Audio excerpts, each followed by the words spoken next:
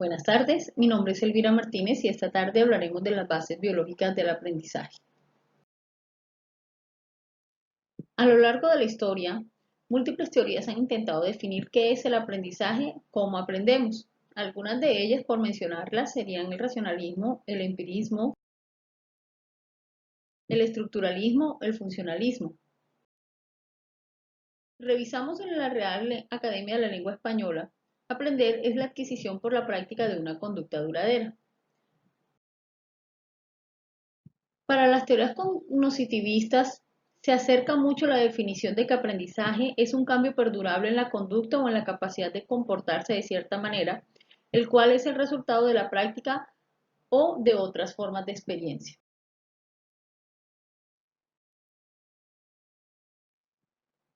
Nos preguntamos entonces si todos los estímulos que recibimos son aprendizaje o cómo los recibimos. Viene una ciencia que es la neuroeducación a respondernos algunos interrogantes al respecto. Para ellos, el aprendizaje es un cambio en la receptividad de las células provocado por las conexiones neuronales que se forman, fortalecen y conectan a través de su uso.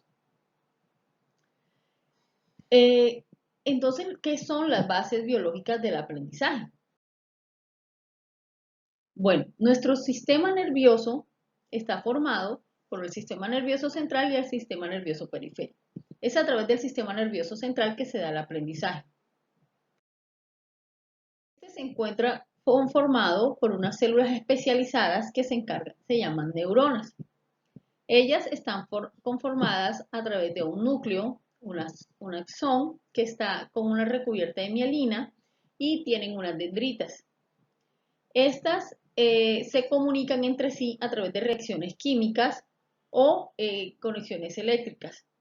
Es lo que produce o permite el aprendizaje.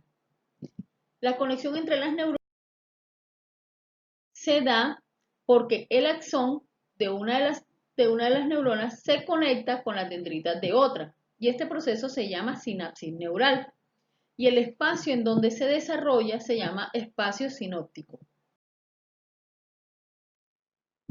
Lo que ellas transmiten se llaman neurotransmisores y son fundamentales en el desarrollo de la educación. El sistema nervioso central se compone por el cerebro y la médula espinal. Esta va desde el cerebro hasta la mitad de la espalda, transmitiendo información desde y hacia el cerebro.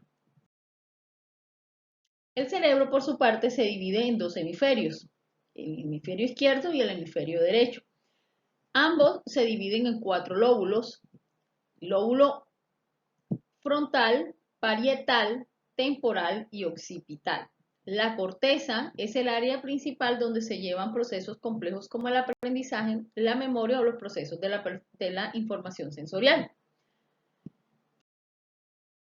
El occipital se encarga principalmente del procesamiento de la información visual, el parietal del sentido del tacto. El lóbulo temporal es responsable de la información auditiva y entre tanto el lóbulo frontal es fundamental en la función de memoria, planeación, toma de decisiones, establecimiento de metas y de la creatividad. Desde la neurofisiología hemos podido saber que tenemos una memoria a largo y a corto plazo. La información sensorial llega al tálamo y de allí es enviada a la corteza cerebral, el cual es enviada para ser revisada si coincide con la información almacenada. Esto se llama reconocimiento de patrones. El proceso de la formación y el fortalecimiento de las conexiones sinápticas modifica la estructura del cerebro y altera su organización funcional. La memoria es un proceso continuo de conexiones nerviosas conocidas como consolidación. Antes del 2020 utilizábamos las plataformas digitales para que los estudiantes interactuaran a través de uno que otro programa, a través de algunas herramientas digitales de lectoescritura o de exámenes estandarizados. Sin embargo, desde la declaración de la pandemia del COVID-19 en el 2020, nos hemos visto que la educación se está llevando a cabo a través de estas plataformas, lo cual implica que puede verse afectada la motivación en los estudiantes. Están recibiendo el 100% de la instrucción a través de estas plataformas. Ahora, la interacción entre las plataformas digitales y el cerebro aumenta, eh, puede aumentar la cantidad de dopamina en la sangre. La dopamina funciona como un mecanismo de recompensa del cerebro. Este neurotransmisor es muy importante para el ser humano. Sin embargo, con el exceso de las plataformas digitales, este incremento de dopamina puede causar en el joven desmotivación o desatención. De allí que es importante que el docente conozca las emociones que están jugando en estos momentos en cada uno de ellos para evitar que llegue a la desmotivación o al desinterés a través para lograr los objetivos propuestos para el año 2020, hablando de una manera particular. Si el docente conoce el funcionamiento del cerebro, pues este podrá desarrollar una mejor gama de oportunidades o de acciones que permitan mantener la atención de sus estudiantes y utilizar la autorregulación para el logro de sus metas.